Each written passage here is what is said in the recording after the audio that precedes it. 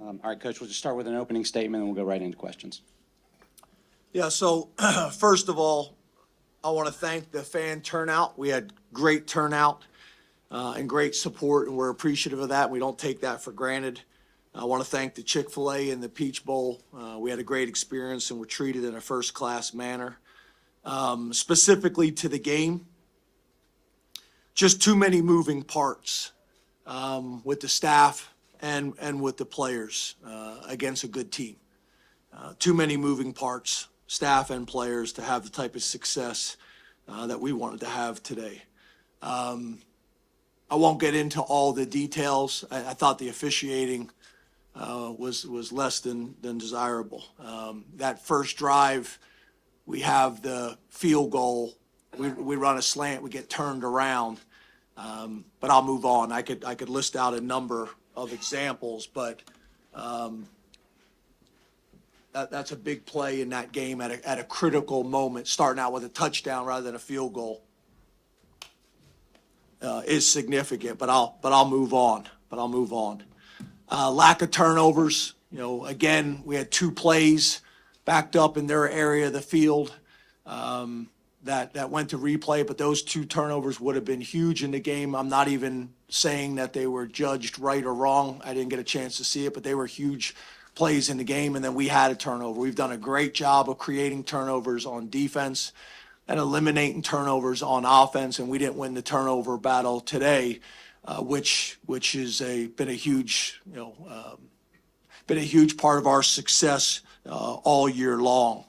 A couple other things I would say is, getting off the field on 3rd and 4th down on defense and being able to convert and stay on the field on offense. We've been great all year long in the third quarter. Starting the third quarter with 2 3-and-outs on offense when the game was still very, very competitive at that point. That was significant. So you got to give Ole Miss credit, got to give Lane and his staff credit. But I think ultimately too many moving parts, staff and players, to have the type of success that we want to have. All right, we'll take questions. Raise your hand, please. We'll get you a wireless microphone. We'll start right here in the front row on the left, please. James, the decision on 4th and 1 to punt, what went into that one? Yeah, we were backed up on our end of the field. Felt like we needed to obviously punt the ball, pin them deep, and make them go the length of the field. We had not been moving the ball the way we needed to offensively. They had been moving the ball, so felt like I needed to give our defense the best chance. Obviously, that was a big story in the game, them going for it on 4th down and having success. We did go for it on 4th down and scored a touchdown, but we did not go for it in that situation. All right, next, all the way in the back on the right. Hey, Coach Franklin. From the first half to the second half, obviously the first half, you're going with a 3-point deficit, looked competitive. The second half, Ole Miss extended their lead. What was the biggest difference that allowed Ole Miss to extend their lead from the first half to the second half? A couple things. We had obviously the ability to move the ball in the first half, not as consistently and not as explosive as we'd like to be, but in the third quarter, again, starting out with 2 3-and-outs. We had some injuries. We had some guys that had limited roles in the second half compared to the first half. All those things factored into it. Right here, front row on the left. James, was Dante Cephas available to play today? And if he was, what went into him not seeing the field? Yeah, everything's an open competition every week, and the depth chart reflects that. And then obviously when you're in a bowl situation and you got 3 weeks, there's a lot of movement that can occur in 3 weeks. And part of that obviously is also having Trey Harrison back that we had not had for about 5 weeks this year. All right, next over here on the right. James, kind of going off of that, how would you evaluate the end-to-end development and progression of your receiver room, and what would you say sort of led to it never really getting to where you wanted it to be? Yeah, I actually thought during the bowl period that those guys had a really good bowl period. I thought that was a big part that we were excited about and we made a big deal about with the team. It's a combination of things. I think we're really good at tight end. That's part of it. And then we got to be able to make sure that we translate what we do in practice consistently to the games. And I think one of the things that I think can be challenging is you may not get an opportunity early in the game, but whenever those opportunities come, you got to maximize them. You got to maximize them, and we have not done that consistently enough this year. Next over here, halfway on the left. Hi, for KJ and Tyler, you guys have talked at times this season about how you've stuck together through adversity. This is another piece of adversity for you guys here at the end of the season. Coach talked about the transition upcoming. Why is this a group that sticks together, and why do you think that this has been kind of the mark of this season? Yeah, I'll start off. I just think, we go back to what we all been through together, all the hard work we put in together, in the off season, winter workouts, summer workouts. So we reflect on those kind of things and realize that, we get this time, we get limited times, 12 games and 12, 13 games to play with each other. And we make sure we stay together through it all. We'll never, break up on each other. And that's the main thing, staying together through it all. Because when we were, struggling in the workouts, that was the time we had to stay together. So we'll never, never let that break in the middle of a game. Yeah, I'd agree with KJ on that, and then it kind of just starts with our coaching staff and the culture day and distilling us, and then as older guys on the team, making sure we keep that going through the highs and the lows. So just doing that's important. All right, next here, front row on the right. James, the pace that they play with, the tempo, how challenging was that with some of the moving parts? And KJ, what was it like playing in a team that goes that fast? Yeah, so the tempo is challenging early on in the game where we were able to get negative plays, takes them out of their rhythm. But obviously when they're able to play with tempo and have positive plays and build on it, it is difficult to stop. That also goes into how the game is managed is also important. When the ball goes out on their sideline, that is a substitution. And we have the ability to match substitution. And those couple times where we're trying to be able to substitute right there to affect their tempo and also to match personnel, we weren't given the opportunity to do that a few times. So tempo is challenging all the time, but you also need to make sure it's being managed correctly and consistently so we know when we can sub and can't. Yeah, and I agree with Coach Franklin on that one. And I think the main thing for me, and a lot of guys that say the same, is getting to play and make sure everybody's on the same page. Because when they're doing hurry up, a lot of guys are just getting up from making a tackle or getting up from doing whatever they were doing on the play. And our main thing, we always want to have our cleats set and be on the same page. And sometimes hurry up, causes disruption with that. And that's the main thing that causes difficulty with that. All right, next here, front row on the right. James, you mentioned the moving parts. How do you think it affected you, like emotionally, energy-wise? Can you comment on your team from that perspective? Yeah, I didn't feel like that was an issue from an energy and a focus standpoint. You guys can speak on that, but I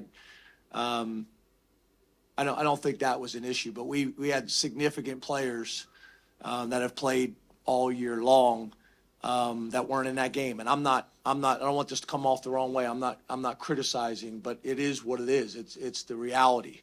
And I think about guys that did play in the game and how appreciative we are, but not only appreciative, there's an opportunity to create value by playing in games as well. Talking to some people, our guys playing against Ole Miss and playing well is also an opportunity. And these things, obviously we need to have some discussions as a team and how we're going to handle these things moving forward. But it was different. You look at last year's game and this year's game, it was different. And we need to have some healthy discussions about that as a staff and as a team and how we want to operate moving forward. All right, we got time for a few more. We'll go next all the way in the back on the left. Hey, Coach, you mentioned those 2 turnovers that were overturned on replay. You guys were disruptive early in this game defensively and seemed to do what you wanted to do defensively really early in this game. What was the adjustment that Ole Miss made that gave you guys trouble kind of there midway through the first quarter in the first half? Yeah, I think a couple things that I've mentioned already. I think, obviously early on we were able to get some negative plays, whether it tackles for loss, whether it's 0 gain plays, whether it was sacks. those things, when you're able to keep a team off schedule and not go tempo, those are powerful. Those are powerful. And then I think also, obviously, our offense being able to answer, some of those scoring situations and keep the game within a score, within a field goal, is significant. But again, we had some guys in the second half that weren't available. And I think they did a good job. If you watch their game plan, they went after some guys that had not played a ton of football for us this year. And it'll be a great learning opportunity for those guys and for us moving forward. All right, time for a couple more. Let's go on the aisle on the right side here. Coach, in the second half, specifically the third quarter, anything specific Ole Miss did on defense? I know you were able to score any points. Just curious about the Ole Miss defense in the third quarter. Yeah. Obviously, I think they made some adjustments, but overall, we weren't able to stay on schedule. You don't want to be in third and long situations. So whether it was a drop or an incomplete or whether it was a rush of no gain, you get off schedule against a good team with that type of defensive line. I think their length at the defensive tackle, they were able to bat down a few balls, which those may not be sexy plays, but they're significant. That was probably the biggest thing. We weren't able to stay on schedule on third down. All right, we're going to take two more back here on the right side. Yeah, KJ and Tyler, I wanted to ask you, you've obviously had great New Year's Six Bowl experiences, being at destinations, that type of thing. Can you take us to next year when it's an actual playoff game and the result means you continue or you don't continue, how that may adjust or how it may feel differently starting next year? Yeah, I think it's really not a huge change because we're coming into every game expecting to play our best game and trying to win in the best way we can. So I don't think it's going to change a lot. Obviously, it's a different platform, but really the way we approach it and the way we attack it as a team is going to be the same every game we play in. Yeah, like Tyler Warren said, every game, no matter whether it's a playoff game or if it's just a regular season game, we're coming in the same way with the same approach, no matter what. So I feel like it'll be nothing new to us. It'll just be the label of the game will be bigger, but for us, we're taking it the same as we always do. All right, final question right here left. James, we've seen Drew struggle a little bit in these bigger games that he's had this year. What have you seen from him, in Michigan, Ohio State today? It seems like he got the consistency late, but what has kind of prevented him from finding that rhythm for a full 4 quarters, 60 minutes? Yeah, I think it's all of it, right? We gotta stay on schedule like we talked about. We got to make plays for him when we have the opportunity to make plays for him. I think there's some things that he can do and be more consistent as well. But I think the biggest thing, which I think was a question earlier, is we got to be able to scare people and be a threat consistently on the perimeter. And that's something I think we've shown flashes of at times, but we need to be able to do that on a consistent basis. So it's a little bit of Drew. I think it's a little bit of the offensive line. I think it's a little bit of the coaches. I think it's a little bit of the wide receivers. It's a piece of all of it.